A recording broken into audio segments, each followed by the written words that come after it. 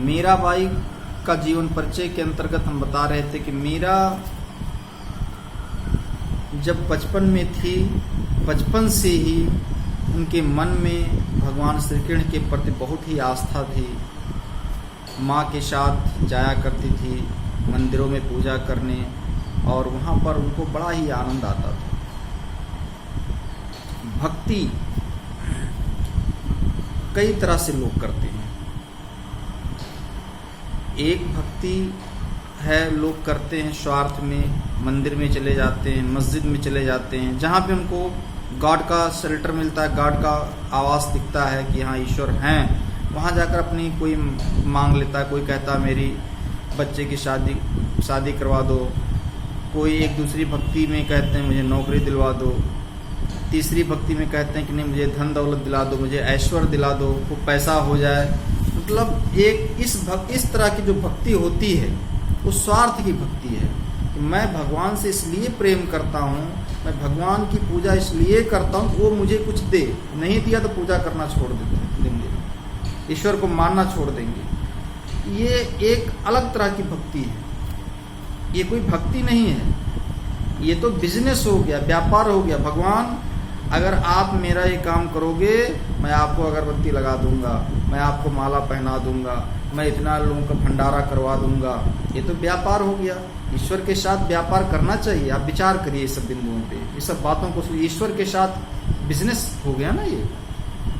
मीरा की भक्ति इससे अलग थी। मीरा एक उत्तम श्रेणी की भक्ति करती थी, और उत्तम श्रेणी की भक्ति वो होती है, उसको डिफाइन किया गया इंग्लिश में in the highest form of the devotion, the devotee says, "Oh God, I love you not to get pleasure but give you pleasure." उत्तम श्रेणी की भक्ति ये है कि भक्त भगवान से कहता है, हे भगवान I love you, oh God I love you, भगवान मैं आपसे प्यार करता हूँ, मैं आपके बिना नहीं रह सकता, आप हमें चारों तरफ दिखाई पड़ते हो, पल पल क्षण क्षण आप मेरे साथ रहते हो।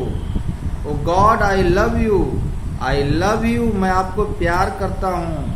Not to get pleasure, get मतलब पाना, आनंद पाने के लिए नहीं, खुशी पाने के लिए नहीं, कोई धन दौलत पाने के लिए नहीं। Not to get pleasure but give you pleasure, मैं आपको इसलिए प्यार करता हूँ कि आप खुश रहो, आपको खुशी मिले।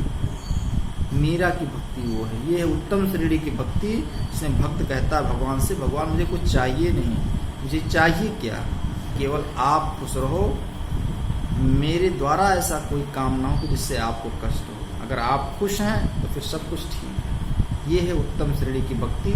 मीरा की जो भक्ति थी इसी तरह की थी, ऐसी ही भक्ति करनी चाहिए। नाम की भक्ति से कुछ नहीं होगा।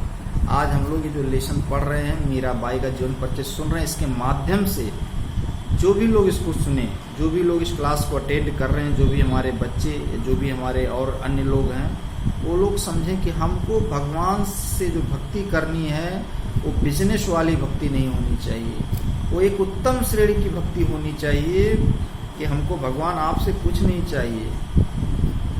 भगवान को तो पता है ना, एक माँ होती है उसे पता होता है कि बेटे को कब कपड़ा पहनाना है, कब उसको दवा पिलाना है, कब दूध पिलाना, माँ को सब पता होता है। वो तो भगवान है, वो तो जानता है कि आपकी नीड क्या है। आपको मांगने की कोई ज़रूरत नहीं है।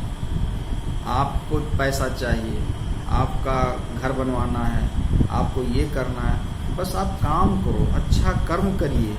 और उन्हें तो सब पता है, उन्हें सब पता है कि आपकी ज़रूरत क्या है, क्योंकि वो सबके पिता हैं, सबके पितामह हैं, सबके देखभाल करने वाले हैं। भगवान को इसलिए गॉड कहा गया है, GOD गॉड। जी गॉड माने भगवान, G for generator, G for generator, God का फुल फॉर्म है G फॉर जनरेटर। जनरेटर मतलब G for generator, O for operator, D for destructor. Generator मतलब पैदा करना, सृष्टि करता। भगवान जो है वो सृष्टि करता है, हम लोगों को बनाते हैं, सृष्टि की रचना करते हैं, इसलिए उनको गॉड कहा गया। जनरेटर मतलब सृष्टि करता, ऑपरेटर मतलब पालन करता, पालते भी हैं, वही बनाते भी हैं और वही पालते भी हैं, और डी फॉर डिस्ट्रक्टर, और फिर वही संहारक भी हैं। तीनों काम उनके हाथ में, इसलिए उनको गॉड कहा गया। वो सृष्टिकर्ता भी हैं, पालन करता भी हैं, और संहारक भी हैं, मार देने वाले भी हैं, खत्म कर देने वाले भी हैं, इसीलिए उनको गॉड कहा गया है।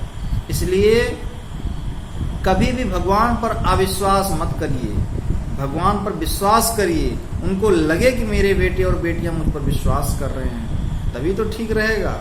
ऐसे मांगते रहोगे तो उनको अच्छा नहीं लगेगा, और वो कहेंगे कि लोग विश्वास नहीं कर रहे हैं, इसलिए हमसे मांगते रहते हैं। ये है उत्तम श्रेणी की भक्ति।